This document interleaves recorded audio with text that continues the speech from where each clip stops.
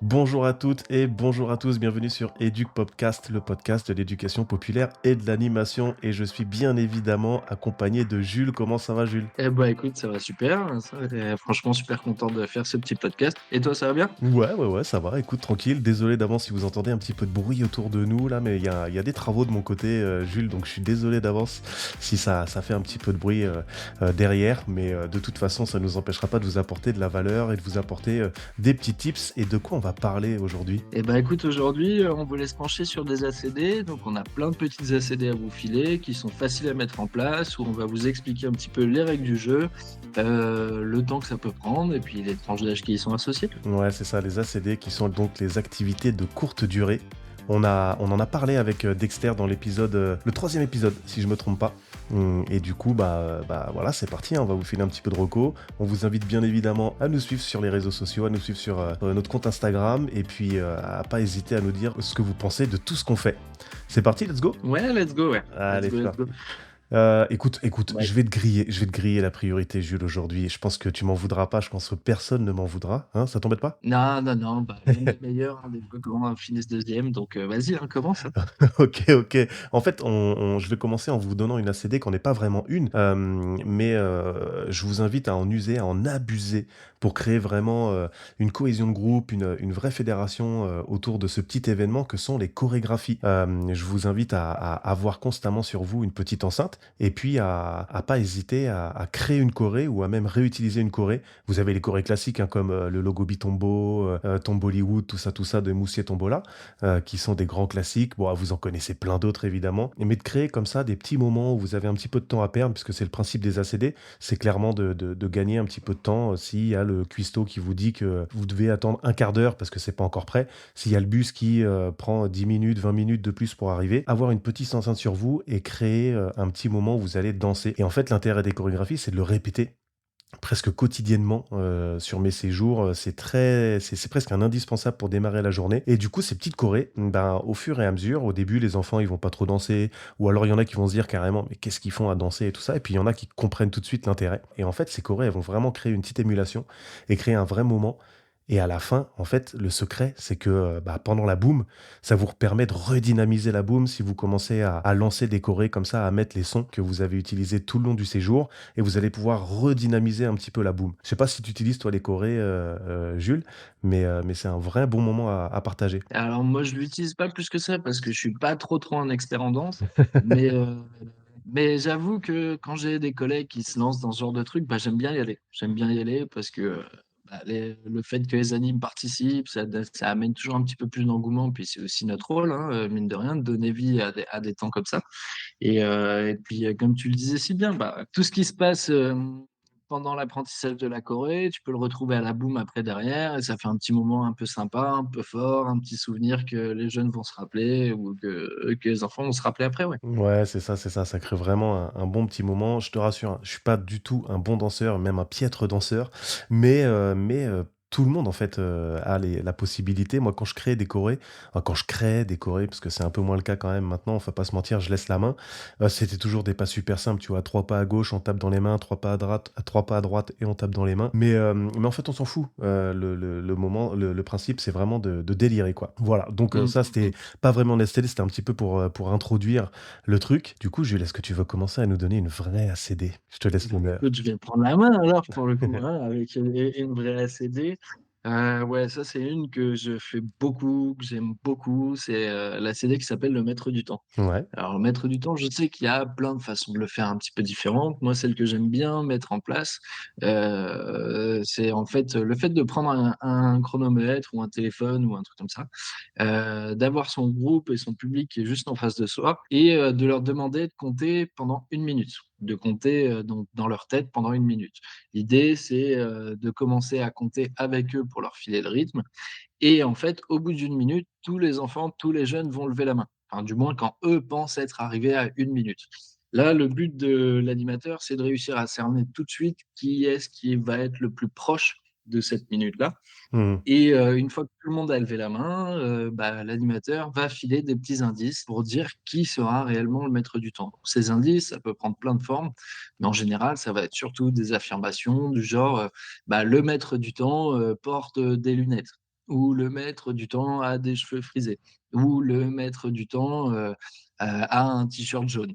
Enfin, plein de petites indications qui vont faire qu'au fur et à mesure, les enfants ou le public va regarder si justement ils ont l'attribut que l'animateur a donné et s'ils l'ont pas, bah, ils en concluent que c'est pas eux le maître du temps. Donc en fait, Donc c'est un truc excuse-moi, tu as plusieurs ouais, phases vas-y? de jeu du coup, en fait? Et ben, tu as une première du coup où tu vas lancer le jeu, tu expliques bien et tu commences à compter avec eux. Tu comptes, ouais 10 secondes, 10-15 secondes pour leur filer le rythme et après tout le monde arrête de compter à voix haute. Tout le monde va compter dans sa tête et comme je le disais tout à l'heure, tu vois, le but, c'est que tu arrives à repérer qui est le jeune le plus proche de la minute. Toi, tu as ton chrono sous les yeux et en fait, bah, tu as des mains qui vont se lever en se rapprochant de la minute et il faut que tu arrives à repérer qui est la personne qui est vraiment le plus proche de la minute, précise, quoi. OK, OK. Et derrière, ouais, derrière, tu as ta petite phase d'élimination où tu files des indications et ouais, je l'aime beaucoup celui-là parce que tu peux avoir un groupe hyper grand, qui va où les enfants vont se détacher petit à petit, mais tu en as quand même beaucoup qui vont rester pour savoir qui va gagner, qui va être le maître du temps à la fin et tu peux t'en servir en retour au calme.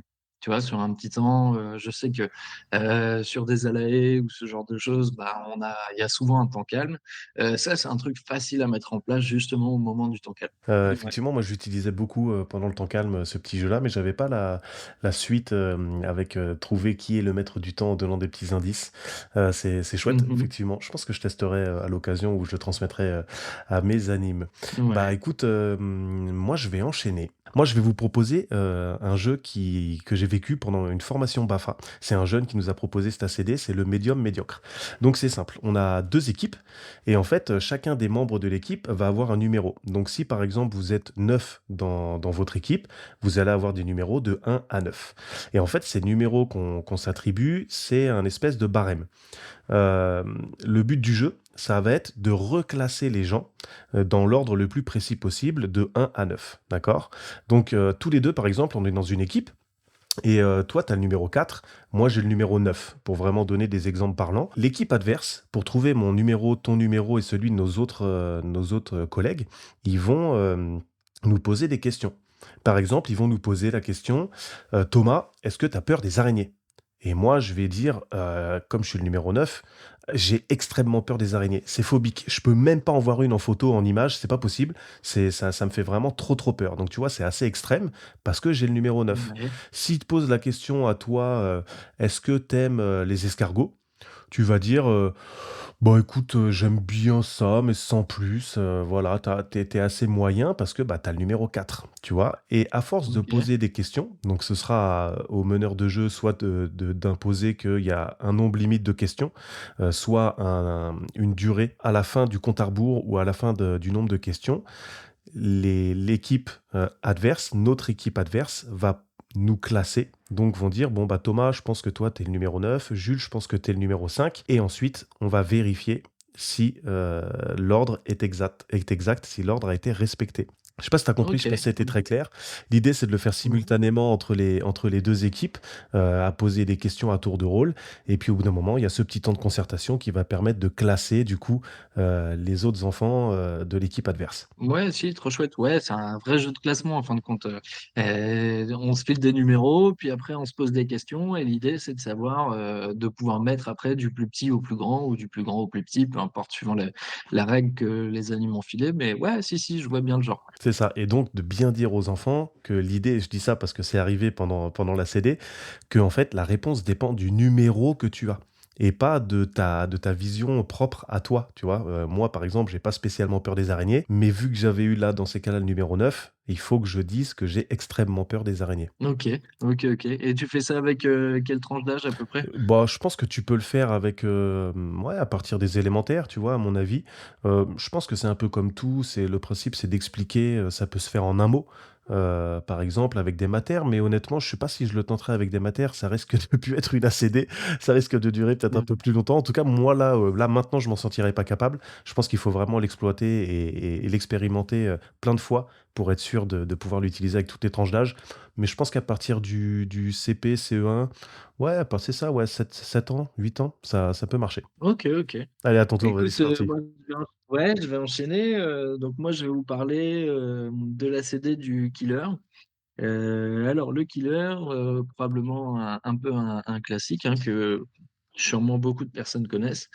Alors le but de ce jeu et de cet ACD pour le coup, ça va être d'avoir une personne, parmi le groupe qui petit à petit va killer du coup les autres membres du groupe. Mmh. Comment ça va se dérouler? Tout le groupe va se mettre en cercle et dans ce cercle, on va désigner une personne qu'on va appeler le détective, qui va aller se mettre dans un coin pour pas pouvoir voir ce que les autres vont se dire, pendant l'espace de 30 secondes. Sur ces 30 secondes, on va désigner une personne dans le groupe de jeunes et d'enfants qui est assis, qui va être le killer. Le but pour le killer, ça va être de faire des clins d'œil, en fait, à tous les autres membres du groupe Ouais, pour pouvoir les tuer les uns après les autres. OK. Donc une fois qu'on a désigné ce killer-là, la personne qu'on a désignée comme étant le détective va revenir et va se placer au centre de ce cercle. Et le but du détective, ça va être donc de trouver qui est ce fameux killer qui fait des clins d'œil et qui dégomme un petit peu tout le monde les uns après les autres. Évidemment, hein, pour celui qui est le killer, l'idée c'est de rester assez discret, c'est de rester assez fin et subtil pour pas se faire attraper et pas se faire trouver par le détective trop rapidement. En général, ce que j'aime bien faire, c'est qu'en fonction du groupe, je file, 3 ou 4 tentatives pour le détective, pour qu'il puisse désigner en disant: «Ah bah, c'est, machin, le killer» et donc là, il va lui répondre, il va lui dire oui ou non. Si c'est oui, bah, la partie s'arrête, celui qui était killer devient détective et on désigne un autre membre. Si c'est non, la partie continue jusqu'à ce que, bah, le détective soit trouve le véritable killer, soit le killer ait réussi à tuer suffisamment de personnes pour pouvoir gagner la manche. En OK. général, on s'arrête il reste, le killer plus 2 personnes, on va dire. Le killer plus 2 personnes. Moi, j'aime bien quand ils sont à 3 parce qu'il y a encore cette petite tension, où, on hésite, on sait pas trop. C'est vrai qu'après, quand ils se retrouvent, avec juste le killer et une personne, ça a plus de sens parce que dès que le détective est au milieu, bah, il va lui faire un il le killer va faire un clin d'œil et la partie s'arrête. Ouais, c'est ça, Donc c'est ouais, ça. en général, j'aime bien mettre fin, au à ce jeu une fois qu'il reste que 2 personnes, ou une personne à tuer pour le killer, ouais. OK, OK. Ouais, ouais, un classique, mais toujours aussi efficace. Il est vraiment chouette. Ouais. Et effectivement, c'est à exploiter et à user, et à abuser même, j'ai envie de dire. Quand vous avez un petit peu de temps à tuer, ça marche bien et on est d'accord que ça, tu l'appliques avec à peu près toutes les tranches d'âge? Ouais, tu l'appliques avec à peu près toutes les tranches d'âge. Après, c'est vrai que ça marche mieux avec les plus jeunes, hein, on va dire que, passé les 10-12 ans, c'est pas forcément ils ont envie de partir sur d'autres trucs, mais ça peut fonctionner aussi, encore une fois, hein, suivant la posture que tu vas prendre et comment tu animes ton truc, ça peut être assez marrant de le faire, avec des plus grands. Mais, je conseille, ouais, de le faire plutôt sur du primaire. OK. Bon, bah, écoute, Jules, moi, je vais passer à du coup, à mon ACD. Mon ACD qui est un tête à qui. Alors c'est assez simple, mais je vous le dis, il va vous falloir, un petit post-it, ou en tout cas des post-it et un stylo pour pouvoir faire ce petit jeu. Donc l'idée, c'est qu'il y ait, 2 équipes qui s'affrontent, encore une fois et dans ces équipes, on va choisir une personne qui sera le tête à qui et du coup, on va, devoir lui mettre un mot, un nom, de quelqu'un de célèbre ou, d'un personnage, tu vois? Donc, par exemple, au hasard, je vais mettre Sangoku. Ah, c'est pas trop ta came Sangoku pour toi, non? Non, non, non, j'ai bien senti que c'était au hasard que la petite référence, elle arrivait. Bon, admettons, voilà, donc c'est moi le tête à qui dans ces cas-là Ouais. et on va me coller sur le front, Sangoku. Il va y avoir Ouais. tous mes potes, dans mon équipe qui vont être en file indienne et qui vont devoir passer à tour de rôle et me donner un seul mot en rapport avec mon personnage. Bien évidemment, il faut pas qu'il y ait, de comment dire? De mots familiers, avec, le nom qui est sur mon truc. Si j'ai poissonnier, on peut pas dire poisson. Mais du coup, voilà, les toutes les personnes, de mon équipe sont en file indienne et ensuite on va, du coup, ils vont devoir me donner à tour de rôle un mot en rapport avec, le personnage ou ce qui est écrit sur mon post-it. À la fin du premier tour, du coup, on demande au tête à qui s'ils ont trouvé le mot. S'ils l'ont trouvé, tant mieux. S'ils l'ont pas trouvé, on peut passer à une deuxième manche et la deuxième manche, elle peut se faire autrement. On peut le faire avec une phase de mime, par exemple.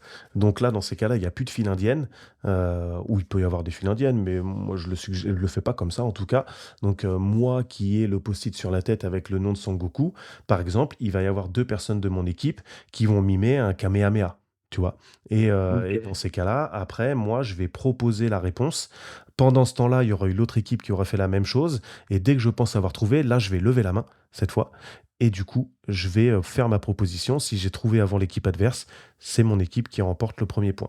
On peut faire une manche, du coup, pour donner un petit peu de variante, hein, on peut faire une manche, avec, que des mots comme je vous expliquais Mmh. au début en file indienne. Là, dans ces cas-là, dès que le la personne a trouvé, c'est un point pour la première équipe qui a trouvé et ensuite on peut faire une deuxième manche avec des mimes. Un petit peu à l'image du Time's Up, tu vois? On peut faire, un petit peu comme Ouais. ça.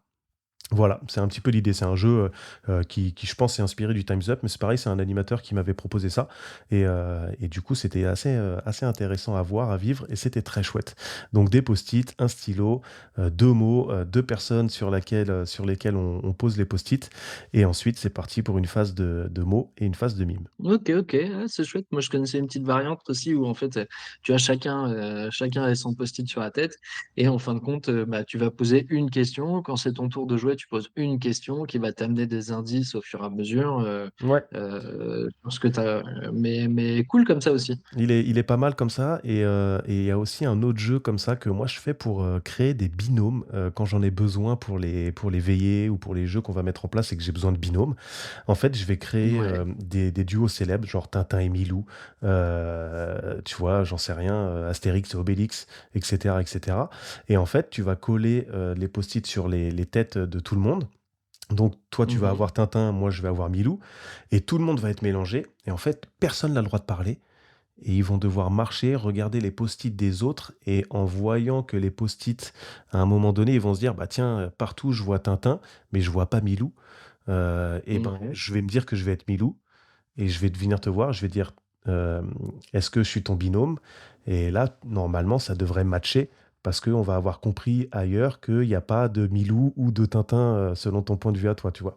Donc et comme ça, tu as des binômes OK. qui se forment. Ça va assez vite, donc de là à en faire une ACD, je suis pas sûr, mais ça peut marcher pour, créer des binômes dont on a besoin pour une activité ou pour une veillée. OK, trop cool. Donc vas-y, bah, écoute, je OK, te laisse super. enchaîner avec, ton prochain ACD. Ouais, bah, le prochain que je voulais présenter, c'est, le lapin chasseur. Lapin chasseur, alors pareil, celui-là, il porte plusieurs noms, hein, ça dépend de là où on se trouve. Moi, je sais qu'il y en a d'autres qui l'appelaient encore une fois le killer, mais c'est vrai que le lapin chasseur, ça parle plutôt bien. Alors pareil, hein, le principe, ça va être d'avoir une personne au milieu et tous les autres membres du groupe qui vont être en cercle autour de cette personne-là. Et donc la personne qui est au milieu, ce qui est important, c'est qu'elle connaisse bien le prénom de tout le monde, hein, donc ça fait écho un petit peu au jeu de connaissances, dont on parlait la dernière fois et donc va désigner au fur et à mesure, plusieurs personnes ou elle va dire le prénom d'une personne. Je dis une bêtise, mais par exemple, elle va dire Thomas. Ouais. Donc Thomas, toi, si tu es appelé à ce moment-là, il va falloir que tu te baisses, que tu te mettes accroupi Mmh. et les 2 personnes qui sont autour de toi vont devoir se tirer dessus le plus vite possible OK. et donc en fait, ouais, ça va être vraiment un jeu de rapidité pour le coup et une fois que, bah, les 2 se sont tirés dessus, celui, qui a tiré le moins rapidement, lui, va s'asseoir et sera éliminé pour cette manche. Donc il s'assoit, il reste en place. C'est important qu'il reste au même endroit. Parce que si tu veux, sur la manche suivante, bon, celui qui est au milieu va désigner le prénom de quelqu'un d'autre, donc il va dire Jules. Moi, je suis de l'autre côté, tac, je me baisse, les 2 qui sont autour de moi se tirent dessus. C'est celui qui est à droite qui s'assoit et qui perd. Si, celui qui est au milieu, il revient vers toi après et qu'il redit Thomas, Mmh. et ben, le jeu va continuer et donc, la personne qui est à ta gauche va devoir tirer sur la personne qui est à ta droite, sauf qu'à ta droite, il y a quelqu'un qui est déjà éliminé, tu vois? Qui est assis à côté de toi. Ouais, ouais. Donc ça veut dire que ça va décaler avec la personne d'à côté et donc au fur et à mesure, le groupe va se réduire petit à petit avec le nombre de participants, mais va toujours garder la même place, va toujours garder le même espace. Donc c'est ça qui peut être marrant, c'est que des fois, on peut se retrouver, Attirer avec, sur des quelqu'un qui est personnes. en face de nous, par exemple, alors que en Ouais, vérité c'est ça. ouais, ouais. C'est ça, c'est ça. Tu es censé tirer sur la personne qui est vraiment juste à côté de toi, mais en fait, tu te retrouves, bah, à tirer, comme tu le disais, sur quelqu'un qui est en face, voire quelqu'un qui est complètement de l'autre côté du groupe parce qu'en fait, tu es le seul esseulé de ton côté, parce que tu as réussi à tous les avoir au fur et à mesure. Donc c'est assez marrant. Pour finir ce jeu, parce qu'il y a un moment où ils vont se retrouver plus qu'à 2, avec la personne qui désigne, pour terminer le jeu, la «finale», hein, entre guillemets, ça va être, donc un dos à dos. où en fait, celui qui, donnait les prénoms des participants au départ va désigner un mot comme, étant un petit mot clé, et va commencer à raconter une histoire. Et au Mmh. moment où il va dire ce mot dans son histoire, les 2 vont devoir se retourner le plus rapidement possible et se tirer dessus. Et donc le vainqueur est bien évidemment celui qui va réussir à tirer sur le plus rapidement possible. OK, OK, Ce qui OK. peut être sympa après derrière, c'est que celui qui gagne la manche se retrouve au milieu et désigne les gens les uns après les autres. OK, Et super. Il est bien ce jeu, moi j'aime beaucoup et en fait je l'utilise aussi pour, un jeu de connaissances. Donc par exemple, mmh mh. au lieu de tirer dessus, on va devoir dire le prénom de la personne sur qui on doit tirer. Ouais, carrément. Ça t'évite de faire le pan et en même temps ça met une espèce de pression, au gamin qui se retrouve là à devoir dire le prénom de la personne, sauf qu'il la connaît pas réellement. Est-ce qu'il a bien retenu et Ouais. cetera? Et tu as ce jeu là qui se fait du coup avec les prénoms, quoi. Et ça peut être pas mal en jeu de Mmh. connaissances aussi. Ouais, carrément, carrément, carrément. Je sais qu'effectivement, il y en a plein qui l'utilisent comme jeu de connaissances. Après, ça fonctionne bien. Maintenant, n'hésitez pas à le refaire plus tard parce que c'est toujours marrant. Il y a toujours ce petit jeu de pression où tu sais pas si ça va être à toi ou pas. Et pareil, celui-là, alors en primaire, ça marche super bien, mais j'aime bien le faire avec des ados aussi. J'aime bien le faire avec des ados parce que des fois, ils sont pas toujours hyper bien réveillés et hop, ça te stimule, ça te met dans le bain de la journée un petit peu donc ouais, applicable avec, beaucoup de tranches d'âge celui-là aussi. OK, OK. Bon, bah, pas mal, pas mal, très chouette. Le prochain que je vais vous donner, moi, c'est pareil, il est applicable, à toutes les tranches d'âge, je pense. C'est celui qu'on appelle l'anime menteur et l'anime menteur, c'est un de mes ACD préférés. Il y en a même qui nous le demandent en veillée, tu vois? Ou alors en temps calme avant d'aller se coucher, il y a le rituel l'anime menteur quand on est en séjour, tu vois? Donc l'idée, elle est simple. Alors c'est soit, vous seul, soit, plusieurs animateurs. On va prendre l'exemple avec plusieurs animateurs. Dans l'idée, chaque animateur va devoir raconter une histoire et l'objectif, le but du jeu, c'est que les enfants trouvent qui ment, qui raconte une fausse histoire. Donc, OK. on est tous les 2, admettons et puis, on est avec deux-trois autres collègues et on va se mettre d'accord un petit peu avant pour savoir qui va raconter une histoire fausse. Ouais. Et on va dire que c'est toi qui vas raconter une histoire fausse. Donc, moi, je vais raconter mon histoire, tu vas raconter ton histoire, les autres animateurs vont raconter leur histoire. L'idée, c'est quand même, d'avoir, un petit peu de facilité à raconter des choses. Maintenant, c'est pas obligé que ça dure des heures et des heures, mais on peut raconter, quelque chose qui nous est arrivé. Il faut vraiment que ça vous soit arrivé, sans forcément arranger la vérité et tout ça, mais à tous et à toutes personnes, qui sont là et qui composent votre équipe, il est arrivé des choses, des anecdotes assez «incroyables», on va dire entre guillemets.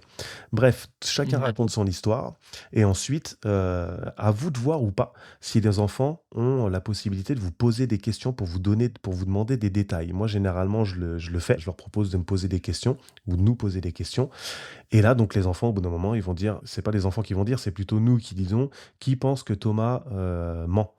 Et là, tu as un nombre d'enfants qui va lever Mmh. la main, qui pense que Jules ment et cetera et cetera et à la fin, du coup, à chacun à tour de rôle, on va dire et moi, je vais dire: «Non, mon histoire était vraie» et toi, tu vas dire que Ouais. ton histoire était fausse et là, la vérité est enfin dévoilée et du coup, on comprend que c'est toi qui racontais une histoire fausse.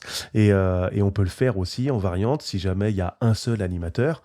C'est simple, l'idée c'est de raconter, 2-3 histoires et dans ces 3 histoires, il y en a une qui est fausse et vous avez compris le principe du coup, voilà, quand il faut qu'il détermine quelle est la fausse histoire. OK, trop bien. Trop bien, trop bien. Ouais, en plus, je sais que, bah, les enfants et les jeunes, ils adorent quand on leur raconte des histoires et quand ça parle de situations, qui se sont vraiment passées. Mmh, Des fois, ils te regardent avec des yeux genre: «Ah, j'étais sûr que tu allais mentir» et en fait, non, il t'est vraiment arrivé une grosse dinguerie c'est et ça. ouais, non, trop bien. Ils sont assez friands de choses qui nous sont arrivées, de connaître un petit peu notre vie, tu vois? Ils aiment bien nous poser des questions. Bon, bah, là, l'idée, c'est de leur faire vivre un petit peu ça de manière animée et c'est assez chouette, ça marche vraiment bien. Clairement, les ados, c'est vraiment une ACD qui fonctionne avec eux. Faut pas hésiter à le faire et moi, c'est comme ça que je l'utilise. C'est le petit rituel avant d'aller au lit. On fait un petit anime menteur et voilà. OK, trop bien. Ouais, je sais que, là, on a eu Joe comme invité il y a pas longtemps qui nous racontait justement que Il avait fait ce jeu d'anecdotes un petit peu, en veillée à chaque soirée et que le seul soir où ils en ont pas fait, bah, ça a été réclamé après par tout le public et par tout le groupe de jeunes qu'ils avaient, quoi. Et oui, forcément, forcément. Quand tu proposes quelque chose de bien et ben les enfants, ils veulent le revivre. Donc ouais, ouais. Ouais, ouais. Et bah, écoute, moi, je vais finir par la dernière ACD que j'ai envie de vous proposer. Ça s'appelle le ninja. Donc le ninja, alors là, ça va demander un peu de concentration parce qu'il y a des règles un peu spécifiques, mais une fois que c'est lancé, ça fonctionne plutôt bien. Le principe, c'est pareil, ça va être de se mettre en cercle et d'adopter une posture de ninja. Quand on joue au ninja, il faut se dire qu'on va avoir 2 vies qui sont représentées par chacune de nos mains. Et le but du jeu pour gagner, ça va être d'être celui qui a encore, 1 ou 2 vies, à la fin de la partie, hein. Le D'être le dernier dernier du survivant, coup. c'est celui ouais, voilà, c'est ça, c'est d'être le dernier survivant. Et donc, tout le monde se met en cercle, on compte jusqu'à 3, tout le monde adopte une posture de ninja. Alors ce qui est important de préciser à ce moment-là, c'est que tout le monde va jouer les uns après les autres. Mais on va jouer sous forme de mouvement. Là, on ne parle pas du tout, ça va être uniquement le fait d'attaquer ou d'essayer de défendre. Ce qui se passe, c'est que donc, les joueurs vont essayer d'attaquer en tapant dans la main des collègues qui sont autour, hein. Mmh. Ça peut se faire aussi, en face, en diagonale, mais moi je préfère le faire avec les gens qui sont autour parce que c'est plus simple, ça met vite le bazar dans le cercle. Après, on ne sait plus à qui c'est le tour de jouer, derrière. Ouais. Donc le principe, c'est, ouais, effectivement, d'aller taper dans la main des collègues qui sont autour, et vous allez avoir le droit d'effectuer un seul mouvement. Donc un seul mouvement, ça veut dire que quand on va attaquer, on va tenter de taper dans la main, mais si on n'y arrive pas et même si on y arrive, on va devoir garder la position qu'on a prise quand on a essayé d'attaquer. Sachant que celui qui se sent attaqué, lui, va avoir le droit de faire un mouvement pour se défendre. Et ce qui est important de comprendre, c'est que quand on défend, bah, généralement, ça va être à notre tour de jouer derrière, donc on va pouvoir se déplacer ou essayer d'attaquer le suivant. Par contre, quand on attaque, il faut bien calculer quel mouvement on va prendre parce que sinon on peut se retrouver dans des postures un petit peu cheloues, un petit peu bizarres qui nous mettent Mmh. pas forcément, à l'aise derrière et surtout on va se faire attaquer derrière. Donc voilà, ce qui est important de saisir, c'est que quand on va tendre le bras, vers le collègue d'à côté, on va garder le bras tendu jusqu'à ce que ce soit notre tour de jouer après derrière Ouais. ou qu'on puisse défendre sur cette posture-là. Et encore une fois, voilà, le but du jeu, c'est d'être le dernier survivant et d'avoir ses 2 mains ou une main en vie à la fin. Ce que je préconise, moi, c'est qu'une fois qu'on s'est fait toucher une main, cachez-la dans le dos, essayez d'avoir les bras collés au corps, comme on dit au foot, hein, parce que c'est vraiment un super sport, vous l'entendrez dans d'autres podcasts. Mais, essayez de garder le bras collé au corps pour qu'on puisse bien saisir, combien de vie il vous reste et à qui il reste tant de vie. OK. Voilà pour, cette petite ACD du ninja, ouais. OK, OK, j'ai une petite question, mais on est d'accord que dès le début du jeu, on peut pas mettre nos mains derrière notre dos ou dans les poches ou quoi que ce soit. Il faut les avoir devant soi. Alors ça dépend. Effectivement, tu peux pas les planquer dans ton dos, tu peux pas les mettre dans tes poches parce qu'il faut que ce soit quand même accessible. Mais je sais que tu en as qui vont prendre des vraies postures de ninja, tu sais, avec, un bras tendu en avant, puis un bras tendu en arrière, derrière, Ouais, ouais. avec la posture du vrai ninja. Voilà. Moi, ce que je vous conseille de faire, c'est d'adopter une posture où vous êtes quand même, confortable. Parce que si dès ton premier geste, bah, tu te retrouves à vaciller un petit peu parce que, en fait, tu es pas à l'aise, tu vas vite te faire attaquer et tu risques de perdre assez rapidement, ouais. Ouais, Ce qui est OK. pas mal avec ce jeu, c'est que pour les éliminer, alors pour le premier, il faut qu'il attende qu'il y en ait un deuxième, mais pour les éliminer, tu peux en lancer un deuxième derrière. Tu vois? Ils sont pas forcément uniquement dans l'attente de voir quand la partie va se terminer. Tu peux relancer un deuxième ninja autour et les parties peuvent être assez longues. OK, Qui OK. peuvent être assez lourds. Et des fois, on a des finalistes qui se prennent vraiment, vraiment au jeu et qui vont commencer à faire des pirouettes dans tous les sens, qui prennent une place de dingue, qui commencent à s'éparpiller vraiment partout. Donc ouais, ça peut être assez long. Essayez de délimiter un espace aussi avec votre groupe, de leur dire qu'il ne faut pas dépasser telle ligne ou qu'il ne faut pas dépasser les plots qui ont été posés ou ce genre de choses. Ça permettra de garder une certaine maîtrise justement sur le temps et sur l'espace qui peut être pris. OK, mais c'est super ça, du coup, c'est Et chouette parce qu'en plus, tu as une gestion des éliminés qui est hyper intéressante. C'est que dès qu'il y en a 2, on va dire, bah, tu peux déjà lancer un autre combat, quoi. ouais, c'est ça. Bah, souvent, hein, c'est la grande question, c'est, comment on gère et qu'est-ce qu'on fait des éliminés, pour qui parfois les parties sont très, très longues, hein. Le premier qui est éliminé à chaque fois, des fois, enfin, très souvent, il se retrouve à attendre un quart d'heure, 20 minutes sans rien faire en restant statique. Ici, il y a la possibilité de relancer un petit truc à côté, et puis quand ils en ont marre, ils en ont marre et s'ils ont envie de revenir voir la finale, bah, ils reviennent voir la finale, mais ça leur permet de continuer à être actifs et continuer à faire quelque chose, en attendant et voilà pour cet ACD, bah, franchement ça marche avec toutes les tranches d'âge. Alors évidemment à éviter avec les maters, pour le moment, hein. Là, on va parler de motricité, ils sont pas toujours hyper à l'aise. Par contre, à partir du CP, CE1, ça peut commencer. Sur une fin de primaire, ça fonctionne bien. Sur du collège, ça fonctionne bien. Sur les ados, ça marche très, très bien aussi et sur les jeunes adultes, ça marche très, très bien aussi. OK, C'est OK. Bon, bah, c'est sorti de chouette. son contexte, mais ouais, c'est sorti de son contexte, mais ça m'est déjà arrivé de voir des gens qui, devant un bar ou un apéro, étaient en train de se faire un ninja, juste entre eux parce que ça les faisait marrer, quoi. Ouais, c'est Donc ça. ouais, non, c'est vraiment, à utiliser avec, beaucoup de tranches d'âge, et puis dès que vous avez, un petit quart d'heure pour le faire, hésitez pas, quoi. OK, OK. Bon, bah, c'est cool, c'est chouette tout ça du coup. On vous a donné 8 ACD à utiliser là, n'importe quand vous voulez. On espère avoir été assez clair dans l'explication des règles de jeu, dans l'explication du déroulement de chacune de ces ACD et puis à user, abuser. S'il y en a que vous connaissiez, tant mieux. S'il y en a que vous connaissiez pas, c'est encore mieux. N'hésitez pas à nous le dire en commentaire du coup. On va se laisser tranquille, Jules et puis on va aller, vaquer à nos occupations propres, non? Ouais, ouais, ouais, bah, écoute, moi j'ai été, ravi de pouvoir proposer ces petites ACD, je les trouve, assez chouettes. C'est des trucs qu'on met en pratique relativement souvent, qui sont faciles à faire. Encore une fois, j'espère qu'on a été assez clair dans l'explication de nos règles.